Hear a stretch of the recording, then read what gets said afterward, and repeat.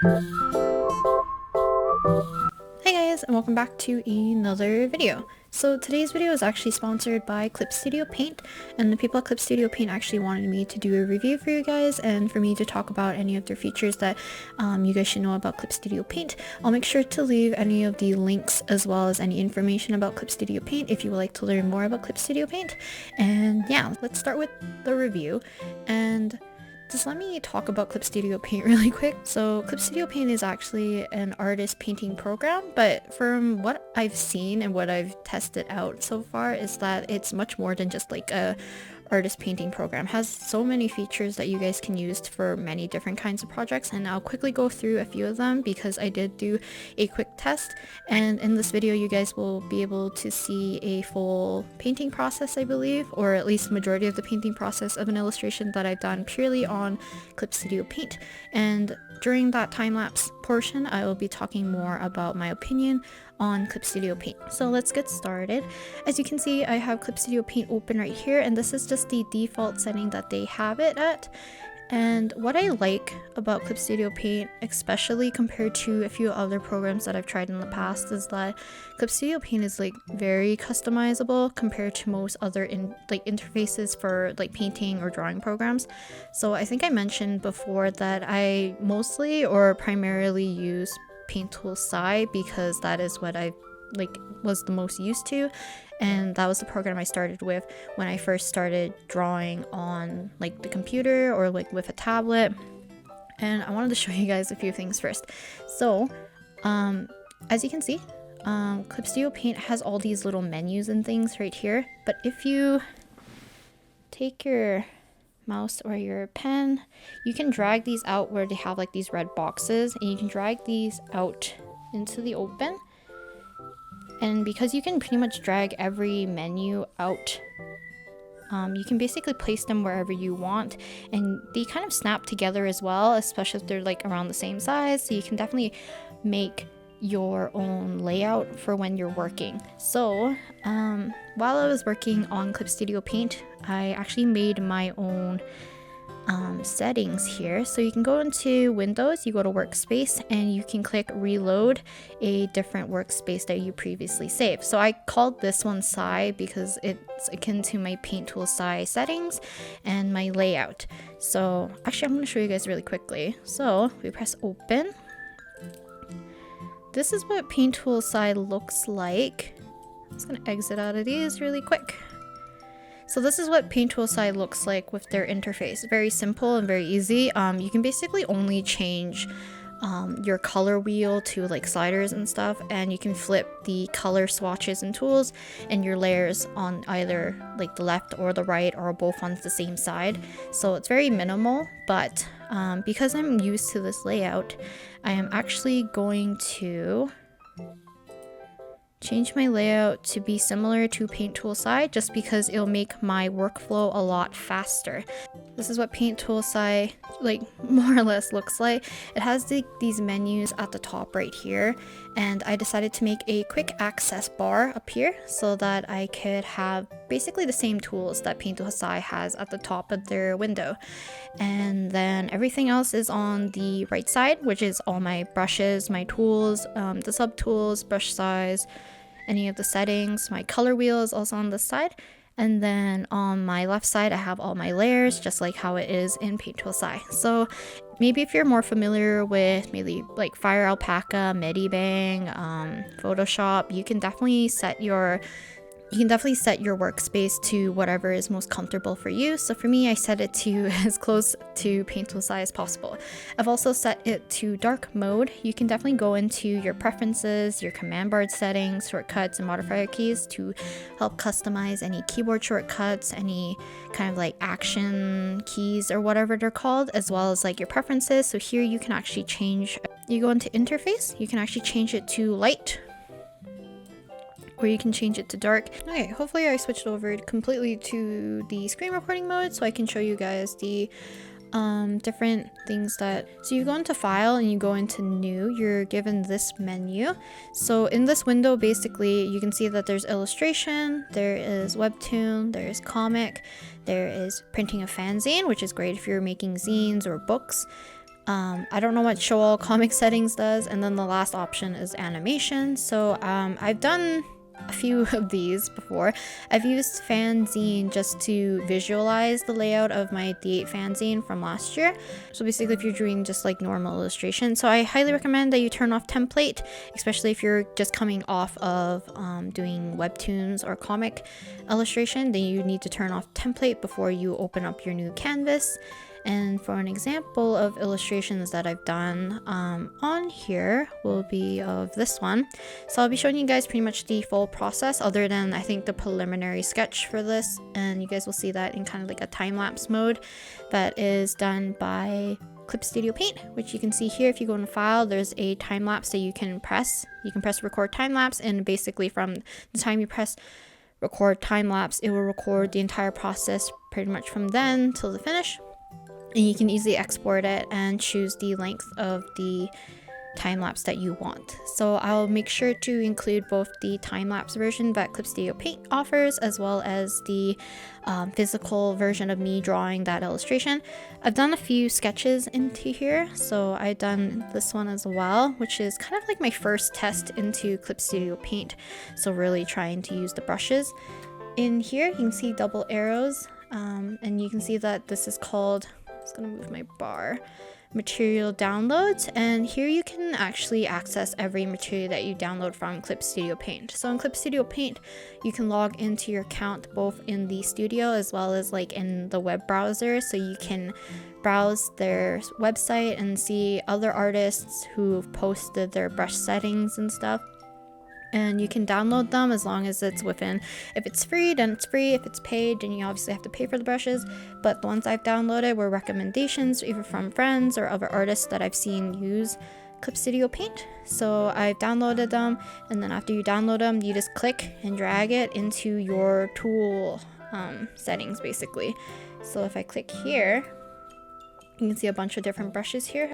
You just click and drag it into here, and you can see that is able to be dropped into here, and you can easily sort your brushes that way as well. But yeah, this was a quick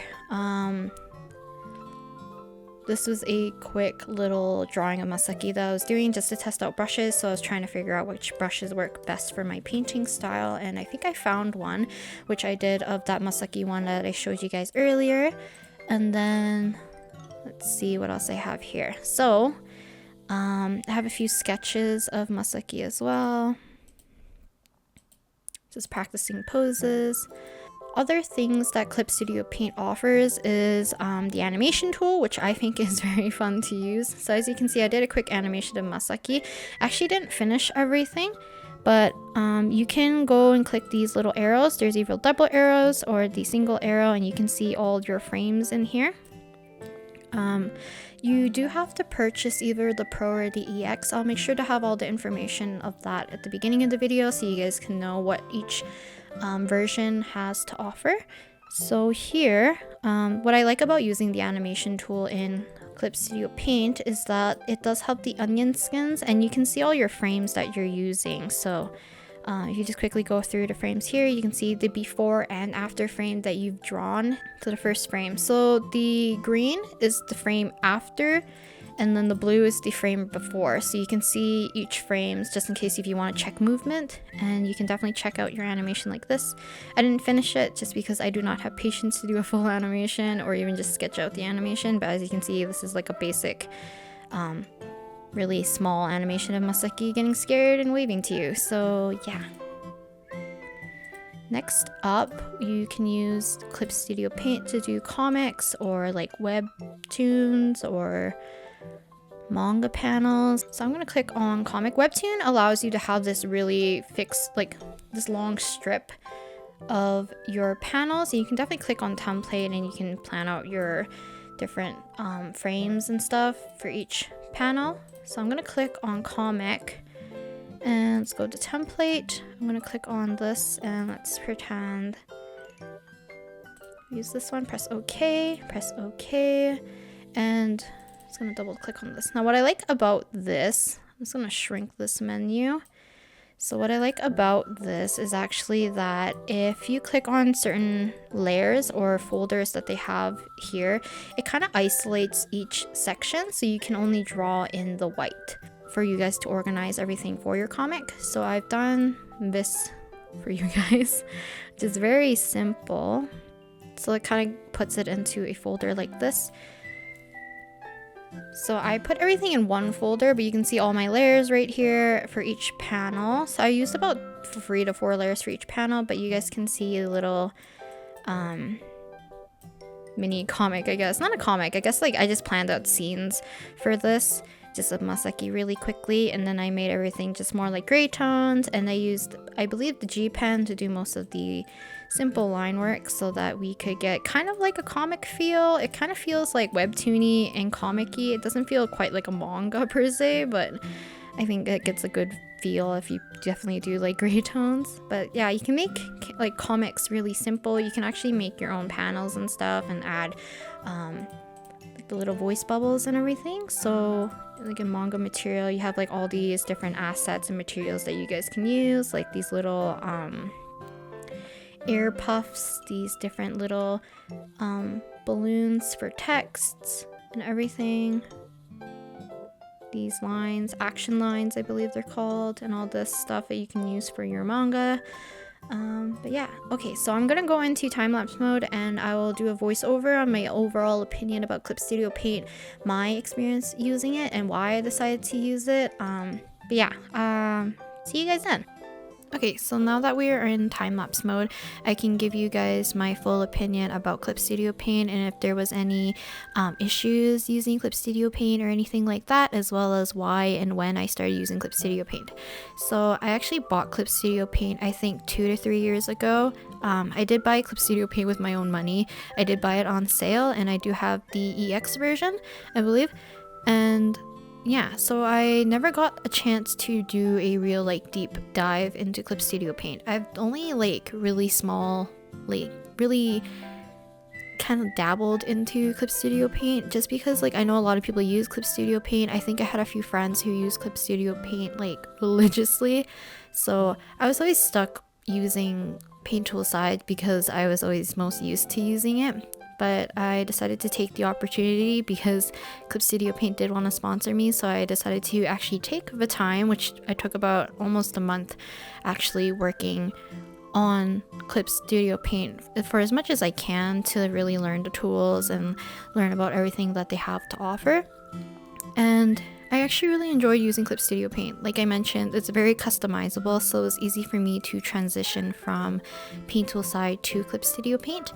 And the 2 to 3 weeks that I actually spent working in Clip Studio Paint really helped me figure out what brushes I liked, how to quicken up my workflow, as well as being able to test the features that they do have available, such as like the comics. And like I said, last year I did use it to help plan for my fanzine, which is why I said like I kind of dabbled into it. I never really drew in Clip Studio Paint because on my laptop, my old laptop, it actually lagged really badly, and I feel like it's because the program is so powerful and my computer is so old, so there's a little bit of a mismatch in terms of the amount of power that Clip Studio Paint has, and my processing speed and stuff on my computer was just so low. But now that I have my newer laptop and being able to transfer my stuff from Clip Studio Paint from my old laptop to this laptop was quite easy, so I had access to use that on this laptop, and it works wonderfully. There's definitely a little bit of hard time to transition, only because I had to learn all the different settings to change everything to where you need things to be. But there's a lot of tutorials out there, or if you're just like me and you kind of just like to fiddle around and just search things as you go, there's a lot of forums or questions asked that people have on like the Clip Studio Paint forums or Reddit or whatever. I prefer to read to get my answers rather than watching like 30-minute videos of like tutorials and stuff, just because like a lot of them do like the basics, which I already know. I just need like specific questions answered, so it's easier for me to search them up.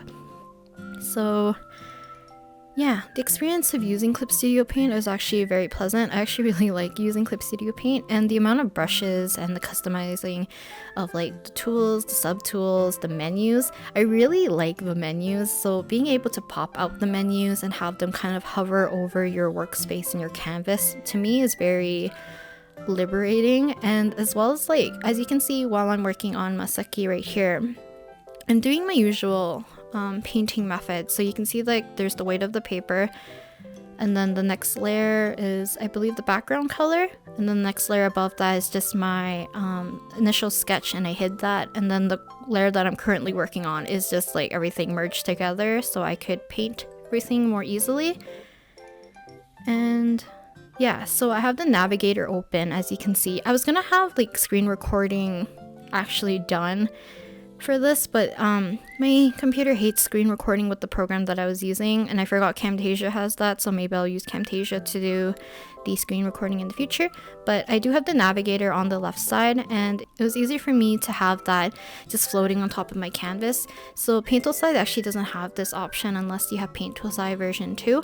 And this navigator you can actually put over like every menu, so you can put it over like the actual window bar, or on your layers, or on your tools, which is kind of nice, where you can stack everything, and whatever you stack on top is kind of like what stays on top, which is kind of nice. So if I click onto the main canvas, my navigator doesn't like go behind the main canvas, so that's what I kind of really like.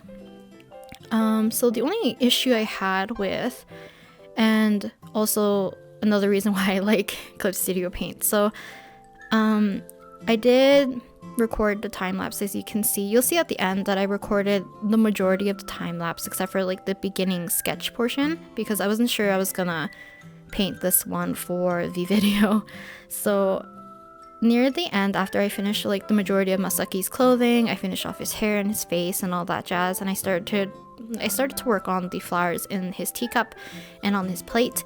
I accidentally somehow crashed the program, and I just think it's because I had too many things open. Like I had two things recording, I had Spotify, and I had like Google Chrome open, so my computer was just working hard to keep everything up and going. And I saved the file to a external device in hopes that I wouldn't run into a space issue on my laptop. So because of that, it actually crashed and I wasn't able to restore the file. But I remember reading that Clip Studio Paint actually auto-saves every few minutes, I think. And because of that, I was able to restore and find a kind of like a backup version in Clip Studio Paint's kind of like archives. And they how to explain this?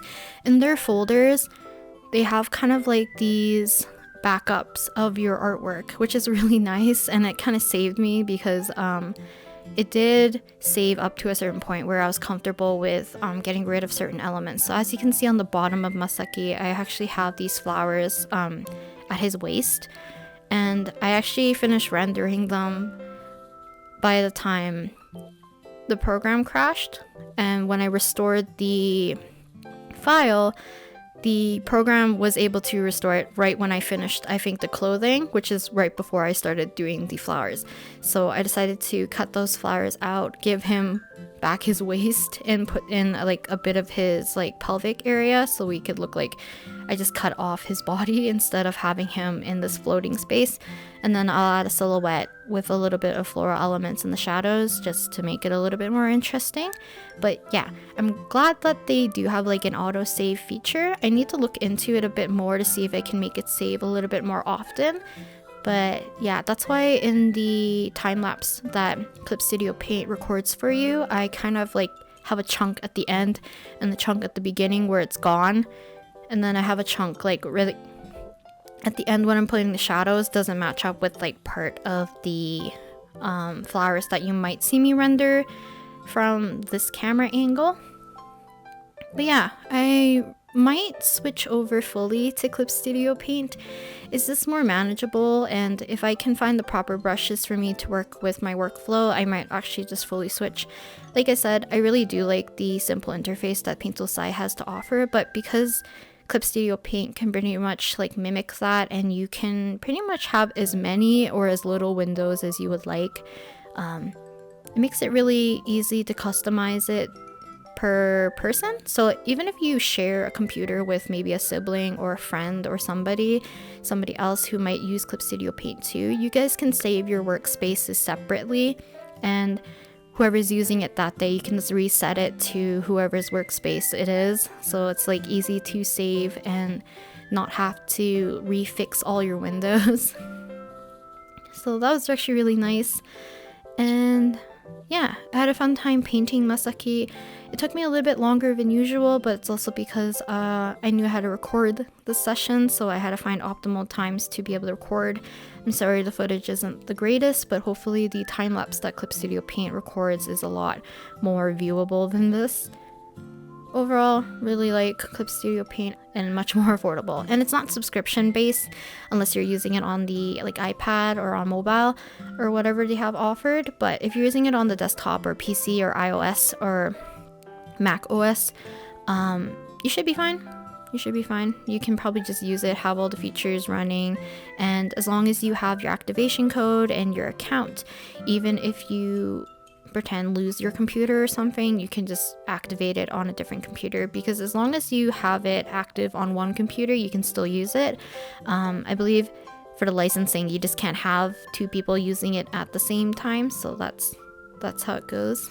But yeah, downloading materials was very easy, and it's really easy for artists to share any brushes and stuff. I just used brushes that I found from recommendations from other artists, as well as just searching into the materials and resources that Clip Studio Paint has. I'll make sure to leave a link in the description so you guys can check out the materials that they have available, and you guys can just search up keywords, filter it by free, and you can find a bunch of different resources for you to import and download into Clip Studio Paint to make your process a lot easier. Yeah, so about the drawing, I decided to draw Masaki more in like formal clothing, and I saw a picture of a teacup with flowers in it, and I really liked this idea, so I just started doing that, I guess. I'm just really changing the cup design at this point because I thought the teal was blending too much with his coat design, so I decided to change it to kind of like a baby blue in a white design with a little bit of gold trimming. And yeah, hopefully you guys will enjoy this video. I'll probably not do a voiceover for the last part of the time lapse, so I hope you guys enjoyed the video, and I'll talk to you guys next time. Also, thank you very much to Clip Studio Paint for sponsoring this video. I really do appreciate it, and yeah, bye!